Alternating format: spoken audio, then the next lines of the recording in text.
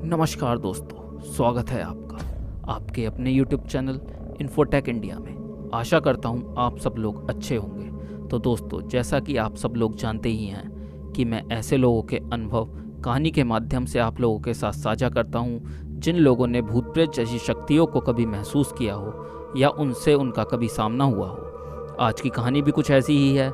पहले चैनल का इंट्रो फिर आकर कहानी शुरू करता हूँ। तब तक आप कहीं मत जाइएगा, बने रहिए इस कहानी में हमारे साथ। और अगर आप हमारे चैनल पर नए हैं और आपने अभी तक हमारे चैनल इन्फोटेक इंडिया को सब्सक्राइब नहीं किया है तो चैनल को सब्सक्राइब करके बेल आइकन को ज़रूर दबा दें ताकि हमारी आने वाली सभी वीडियोस की नोटिफिकेशन आपको मिले सबसे पहले।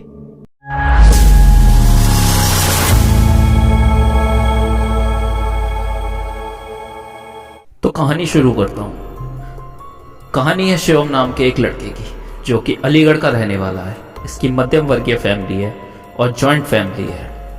तो फैमिली काफ़ी बड़ी है। कुल मिलाकर कहूँ तो 15 से 20 लोगों की फैमिली है। और इस फैमिली में शिवम के हम उम्र कम से कम 8 से 9 बच्चे हैं। अब शिवम की नौकरी लगती है दिल्ली में एक जगह। और मम्मी पापा का यह कहना है कि बेटा बहुत दूर पड़ेगा, जहाँ तूने नौकरी का ट्राई कर दिया है। अगर मोटरसाइकिल से भी आना जाना करेगा तब भी काफ़ी दिक्कत आएगी, क्योंकि अलीगढ़ और दिल्ली का डिस्टेंस बहुत हो जाता है। फिर शिवम कहता है कि मैं भी वही सोच रहा था, डेली अप डाउन तो नहीं कर पाऊंगा, क्यों ना दिल्ली में ही कोई कमरा किराए पर लेकर वहीं रहने लगूं। इससे डेली अप डाउन के झंझट से भी बच जाऊंगा और जो आने जाने में पैसे खर्च होंगे वह भी बच जाएंगे। इसके माता पिता ने कहा, देख ले जैसा तुझे ठीक लगे। इतनी बात करके वह बाहर अपने दोस्तों से मिलने के लिए चला जाता है और अपने दोस्तों से भी इस बारे में बातचीत करता है। तो इसका एक दोस्त कहता है कि मैं भी ट्रेन से ही ऑफिस जाता हूँ और इतने पैसे नहीं लगते, नॉर्मल किराए में अलीगढ़ से दिल्ली काम किया जा सकता है। यह सुनकर यह बहुत खुश हो जाता है और फिर घर आकर यह बात अपने मम्मी पापा को बताता है। इसके मम्मी पापा भी इस बात पर राजी हो जाते हैं और यह फ़ोन करके अपने उस दोस्त से कह देता है कि कल से मैं भी तेरे साथ ट्रेन से ही ऑफिस चला करूँगा। अब यह दोनों मॉर्निंग में तो एक साथ ऑफिस चले जाते हैं, लेकिन रात को जब ऑफिस से घर आने का समय होता तब यह थोड़ा लेट हो जाता। लगभग दिल्ली से इसे वापस घर आने में 12-1 बज जाता था। अब जिस स्टेशन से वापस अपने घर आने के लिए ट्रेन पकड़ता था, उस स्टेशन तक जाने के लिए जो रास्ता था वो एक बड़ी सी मार्केट से होकर जाता था, जहाँ कुछ बड़ी बड़ी दुकानें और 2-4 गोदाम थे। और जब तक यह अपने ऑफिस का काम खत्म करके वहाँ से गुजरता था तब तक सिवाय 1-2 दुकान के अलावा बाकी इसे पूरी मार्केट बंद ही मिलती थी। और यह जब यहाँ से होकर स्टेशन की तरफ जाता था तो इसे मार्केट में एक बड़ी सी दुकान के बाहर नए सफ़ेद कपड़ों में एक आदमी रोज बैठा दिखाई देता था। 5-6 दिन तो इसने इस बात पर कोई गौर नहीं किया, लेकिन इसके बाद इसने उस आदमी को नोटिस करना शुरू किया। तो वो रोज उसी बड़ी दुकान के बाहर और उसी टाइम पर, जिस टाइम पर ये वहाँ से होकर जाता था, बैठा हुआ मिलता। एक दिन इसने वहाँ से गुजरते हुए उस आदमी को छेड़ने के लिए ऐसे ही कहा कि क्या बात है चचा, इन नए कपड़ों में बड़े चमक रहे हो। इसका इतना बोलते ही उस आदमी ने इसकी तरफ देखा, मगर इससे कुछ बोला नहीं, बस वहीं बैठा रहा। फिर यह भी आगे की तरफ चल दिया। यह मुश्किल से 2 कदम ही चल पाया होगा कि इसने फिर से पीछे की तरफ मुड़कर देखा तो भाई साहब, इस बार वह आदमी इसे वहां पर बैठा हुआ दिखाई नहीं दिया, मानो जैसे वो आदमी हवा में अचानक कहीं गायब सा हो गया हो। शिवम जी बताते हैं कि मेरे पलट कर देखने में सिर्फ 1 या 2 सेकंड का ही अंतर था। अब यहाँ मुझे पहली बार डर लगा। मेरे हाथ में एक बैग था जिसमें मैं अपना लंच और कुछ जरूरी सामान जैसे कि पेन वगैरह ऑफिस लेकर जाता था। वह डर के मारे मेरे हाथ से नीचे छूटकर गिर गया। मैंने जल्दी से अपना बैग उठाया और फिर से उस ओर देखा तो हाँ, वह वहीं बैठा था। यह देखकर तो मैं डर के मारे पसीना पसीना हो गया। फिर मैंने हिम्मत करके वहाँ से भागना शुरू किया और भागते भागते अपने घर पहुँचा। जब घर पहुँचा तो घर के सब लोग बैठकर आपस में हंसी मजाक कर रहे थे। जैसे ही मैं घर में घुसा सब लोगों की नज़र मुझ पर पड़ी तो सबने मुझसे पूछा कि शिवम क्या हुआ, तू इतना डरा हुआ सा क्यों लग रहा है? कोई भूत देख लिया है क्या, जो इतनी ठंड में भी तुझे पसीना आ रहा है? मैंने सबको वो बताया जो आज मेरे साथ हुआ, लेकिन किसी ने मेरी बात पर यकीन नहीं किया और उल्टा सब मेरा मजाक उड़ाने लगे। तभी मेरे बाकी के बहन भाई मेरे पास आकर कहते हैं, तूने यह सब कहाँ देखा, हमें बता, हम भी देख कर आएंगे उस चमकते हुए आदमी को। मैंने उन्हें बहुत समझाया कि मैं मजाक नहीं कर रहा हूँ, जो बोल रहा हूँ वह बिल्कुल सच है, लेकिन उन्हें मेरी बात सिर्फ मजाक लग रही थी। तो मैंने उन्हें वह जगह बता दी जहाँ वह आदमी मुझे बैठा हुआ दिखाई दिया था, और मैंने उससे बात करने के लिए उसे हल्का सा छेड़ा था। अब मेरे सारे बहन भाई उस जगह पर जाने के लिए घर से बाहर निकल गए और मुझे भी अपने साथ चलने के लिए कहने लगे, लेकिन मैं इतना ज़्यादा डर गया था कि मैंने उनके साथ जाने से मना कर दिया और हमारे घर का जो मेन गेट था उसे पकड़कर मैं वहीं खड़ा हो गया। इतने में बराबर वाले घर में से मेरी बड़ी बहन की सहेली और उसकी मम्मी अपने घर के मेन गेट का ताला मारने के लिए बाहर निकली और मेरे सारे बहन भाइयों को एक साथ जाते देखा तो कहने लगी कि तुम सारे इकट्ठा होकर कहाँ जा रहे हो, वह भी इतनी रात को। तब मेरी बड़ी बहन ने उनसे कहा कि हम सब भूत देखने जा रहे हैं, और जो कुछ भी मैंने उन सबको बताया था वह सब उसने उन बराबर वाली आंटी को बता दिया।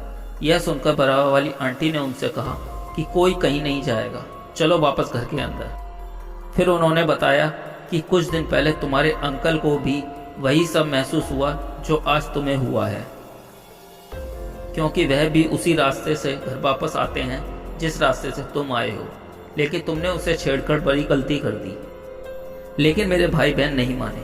उन्होंने कहा कि हम भी देखेंगे भूत कैसा होता है, और इतने सारे लोग जा रहे हैं तो कोई परेशानी वाली बात नहीं है, जो होगा देख लेंगे। इतना कहकर वह सब लोग आगे की ओर चल दिए। मैं अभी तक अपने घर के मेन गेट को पकड़कर ही खड़ा हुआ था। वह थोड़ा सा आगे ही पहुंचे थे कि मैंने उन्हें आवाज मारकर रोका कि आगे मत जाओ, वापस आ जाओ, क्योंकि वह खुद ही सामने से आ रहा है। और कमाल की बात यह थी कि वो सिर्फ मुझे ही दिख रहा था। अब मेरे बहन भाइयों ने सोचा कि मैं उन्हें डराने की वजह से ऐसा कह रहा हूँ, तो वह मुझसे कहने लगे कि तू कितना भी डरा ले, लेकिन हम डरने वाले नहीं। इतने में मेरे मम्मी पापा भी अंदर घर में से बाहर निकल आए और मम्मी ने बाकी सब लोगों को डांट कर वापस बुलाया और सबको घर के अंदर चलने के लिए, तो सब घर के अंदर की तरफ चलने लगे, लेकिन मैं अपने घर के मेन गेट को छोड़ने को तैयार ही नहीं था। मम्मी पापा ने मुझसे कहा, चल बेटा, अब तो सब लोग अंदर जा रहे हैं, तू भी अंदर चल। लेकिन मैं जैसा खड़ा था वैसा ही खड़ा रहा और धीमी सी आवाज़ में मैंने पापा से कहा कि मैं अंदर कैसे चल। जैसे ही मैं गेट को छोड़ने को होता हूँ यह मेरी तरफ बढ़ने लगता है, और जैसे ही मैं गेट को पकड़ता हूँ यह वहीं बैठ जाता है। पापा, मुझे बहुत डर लग रहा है। कि इतने में मेरी दादी भी घर से बाहर निकल आई और मेरी हालत देखकर सब लोगों से कहा कि यह मजाक नहीं कर रहा, कुछ ना कुछ तो इसके साथ है। तभी मेरे पापा ने अपने और भाइयों को आवाज़ देकर घर के बाहर बुलाया। सब लोग आए तो वहाँ पर भीड़ सी लग गई, क्योंकि जॉइंट फैमिली थी, फैमिली काफ़ी बड़ी थी। सब लोग बाहर निकल कर आए तो भीड़ सी लगनी स्वाभाविक सी बात थी। इतने में बराबर आंटी भी अपने हस्बैंड को लेकर बाहर आ गई। मेरे पापा और चाचा ने दोनों ने मुझे पकड़कर ज़बरदस्ती पीछे की ओर खींचा, तो मेरे हाथ से लोहे का गेट छूट गया। उस गेट के छूटते ही उसके बाद वहाँ क्या हुआ मुझे नहीं पता। उसके बाद की कहानी मेरी बहन ने मुझे बाद में बताई कि पापा और चाचा ने जैसे ही तुझे ज़बरदस्ती घर के अंदर ले जाने के लिए खींचा, तो वो जो कोई भी था वो तुझ पर आ गया और फिर तू एकदम झटके से हाथ छुड़ाकर ज़मीन पर बैठ गया और ज़ोर ज़ोर से हंसने लगा। मेरी दादी ने कहा कि अभी सबके सब हनुमान चालीसा पढ़ेंगे, जो कुछ भी होगा अपने आप डर के वापस चला जाएगा। और कमाल की बात देखो, उस टाइम पर इतने सारे लोगों में से किसी एक पर भी हनुमान चालीसा ठीक से बोली नहीं जा रही थी। कोई कहीं से बोल रहा था तो कोई कहीं से। मेरी दादी, जिन्हें हनुमान चालीसा बहुत अच्छी तरीके से याद थी और वो रोज़ हनुमान चालीसा का पाठ भी करती थी, लेकिन उस टाइम उनसे भी हनुमान चालीसा ठीक से बोली नहीं जा रही थी। इतना तगड़ा असर था वह जो कोई भी था उसका। फिर बराबर वाली आंटी के हस्बैंड मेरे सामने आकर बैठ गए। उन्हें देखकर मैं बिल्कुल शांत हो गया था। जैसे पहले मैं जोर जोर से हंस रहा था, हाथ जमीन पर पीट रहा था, ताली बजा रहा था, यह सब होना मेरे साथ बंद हो गया। फिर आंटी ने बताया कि जब तुम्हारे अंकल के साथ ऐसा हुआ था तो उसके बाद हम एक तांत्रिक के पास गए थे और उन्हें सारी बात बताई थी। तो उन्होंने तुम्हारे अंकल के चारों तरफ एक सुरक्षा घेरा बना दिया था, जिसका फायदा यह था कि जब तक यह कवच उनके साथ रहेगा तब तक वह अगर किसी ऐसी जगह जहाँ प्रेत बाधा है जाते हैं तो भी उन्हें कोई नुकसान नहीं होगा। और अगर कोई प्रेत किसी पर आ गया है और यह उसके सामने चले जाए तो वह प्रेत जहाँ से आया है वहाँ वापस लौट जाएगा। यही कारण था कि जैसे ही तुम्हारे अंकल शिवम के सामने जाकर बैठे तो शिवम बिल्कुल शांत हो गया। उसके बाद मेरे मम्मी पापा ने भी मुझे कई पंडितों को दिखाया, लेकिन मेरा डर कम होने का नाम नहीं ले रहा था। उसके बाद किसी ने मेरी मम्मी को बताया कि जयपुर के बालाजी मंदिर में मुझे लेकर जाओ तो शायद कुछ आराम लग जाए। उसके बाद मेरे पापा मुझे जयपुर के बालाजी मंदिर में लेकर गए, जहाँ से मुझे थोड़ा आराम मिला। लेकिन वह आदमी मुझे उसके बाद भी दिखता था। हालांकि उसके बाद उसने मुझे परेशान तो नहीं किया, लेकिन वह कभी भी मुझे दिख जाता था। इस बीच में वह कुछ डिमांड भी रखता था जो कि मैं पूरा कर देता था। उसने मुझे टाइम दिया था और जो टाइम उसने मुझे दिया था उसके पूरा होते ही वह हमेशा के लिए चला गया। अब वह ना तो मुझे दिखाई देता है और ना ही मुझे उससे डर लगता है। तो यही था बस आज की कहानी में। आपको कहानी कैसी लगी कमेंट बॉक्स में हमें ज़रूर बताएं, और ऐसी ही सच्ची घटनाओं की कहानी सुनने के लिए हमारे चैनल इन्फोटेक इंडिया को सब्सक्राइब करना ना भूलें। मैं मिलता हूँ आपसे किसी और वीडियो में किसी और कहानी के साथ। तब तक के लिए धन्यवाद।